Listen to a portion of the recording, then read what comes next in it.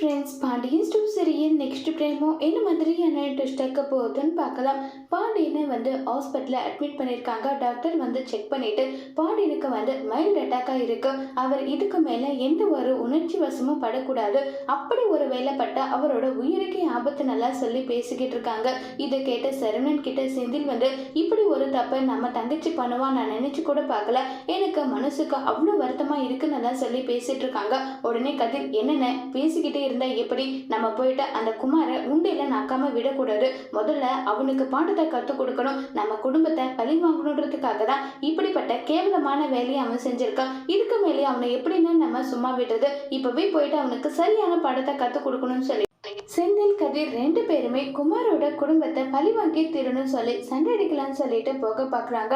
உடனே சரவணன் இதுல நம்ம தங்கச்சியோட வாழ்க்கையும் பாதிக்கப்பட்டு இருக்கு. நம்ம தங்கச்சியோட வாழ்க்கை நமக்கு முக்கியம். அதனால கொஞ்சம் பொறுமை இரு. அவனை கண்டிப்பா பழி வாங்கி ஆகணும்.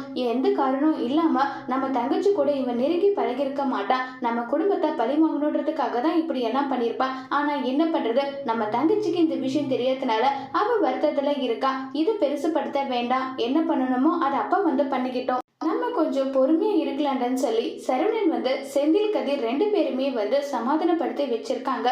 குமாரவும் அரசியும் என்ன பிளான் போட போறாங்க, இதனால பாண்டியனோட உயிருக்கு என்ன மாதிரியான ஆபத்து வரப்போகுது, இதை எப்படி நம்ம கதிர் தடுப்பாங்கிறத வரப்போற எபிசோட்ல வெயிட் பண்ணி பார்க்கலாம். தேங்க்யூ.